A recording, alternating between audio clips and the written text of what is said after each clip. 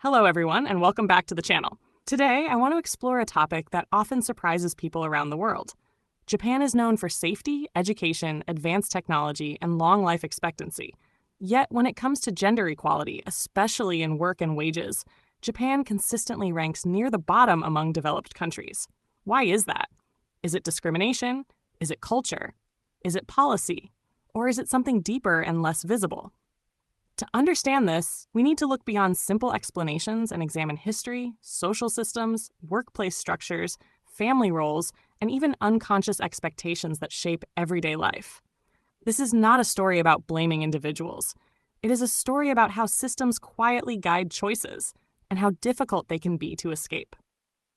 When international organizations such as the OECD or the World Economic Forum compare gender equality, they look at several areas: education, health, political participation, employment, wages, and leadership.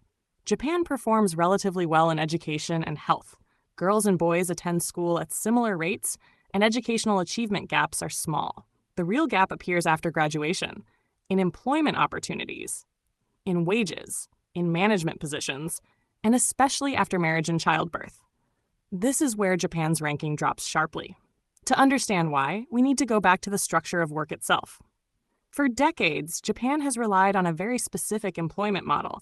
The ideal worker was assumed to be someone who could work long hours, accept transfers, stay late, socialize after work, and prioritize the company above all else.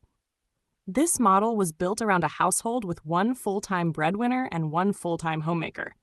That system worked economically for a long time, but it came with a hidden cost. It assumed that someone else, usually a woman, would take care of everything outside of work. Even today, Japan's labor market is divided into two main tracks: regular employment and non-regular employment. Regular employees receive stable salaries, promotions, bonuses, training, and long-term security. Non-regular employees, part-time workers, contract workers, temporary staff, earn less, have limited benefits, and few chances for advancement. Once someone leaves the regular track, returning is extremely difficult. This is a critical point. Many women enter the workforce on the same footing as men, but when they leave temporarily for childbirth or childcare, they often lose their place on the regular track. When they try to return, the system does not offer an easy path back. Instead, they are pushed, often unintentionally, into non-regular jobs. This is not because they lack skills or motivation. It is because the system penalizes interruption. Now let's talk about caregiving and household labor. In Japan, as in many countries, unpaid domestic work is still heavily gendered. Women on average spend far more time on childcare, elder care, cooking, cleaning, and emotional labor than men. This has real economic consequences. Time spent on unpaid work is time not available for overtime, training, travel, or networking. And in Japan, those are often the activities that lead to promotion. This brings us to one of the most important and often misunderstood points. Jobs related to care and housework tend to be paid less. Childcare workers, home helpers, cleaners, caregivers, support staff. These jobs are essential. Society cannot function without them. Yet their wages remain low. Why? Part of the reason is economic. Care work is labor-intensive and difficult to automate. Productivity gains are limited. But another part is cultural. Care work has long been seen as an extension of what women naturally do at home. When work is seen as natural, it is often undervalued. After raising children, many women want or need to return to work, but they face several constraints. They may need shorter hours, work close to home, predictable schedules, compatibility with school hours.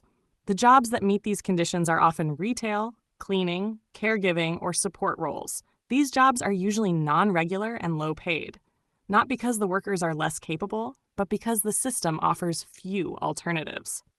Returning to a regular full-time career track job after a long break is extremely difficult. Hiring systems often prioritize uninterrupted work history. Promotion systems reward long tenure. Workplace cultures still expect availability beyond standard hours, so even talented, experienced women may find themselves locked out. This is how structural inequality works. No single rule excludes them, but the combined effect does. Education alone does not solve this. Japan has highly educated women, But education does not guarantee equal outcomes if the workplace is designed around a single life pattern.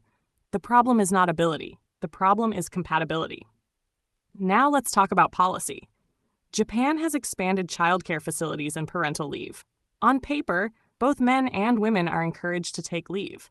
But in practice, taking parental leave, especially for men, can carry stigma. Fathers who take leave may worry about career consequences.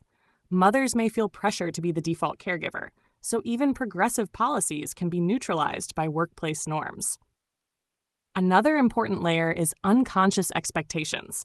Many people, including women themselves, may hold assumptions like, mothers should prioritize family. A serious worker is always available. Care work is meaningful, but it doesn't need high pay. Men who focus on family are less ambitious. These beliefs are rarely spoken openly, but they influence decisions every day. Leadership is another key factor.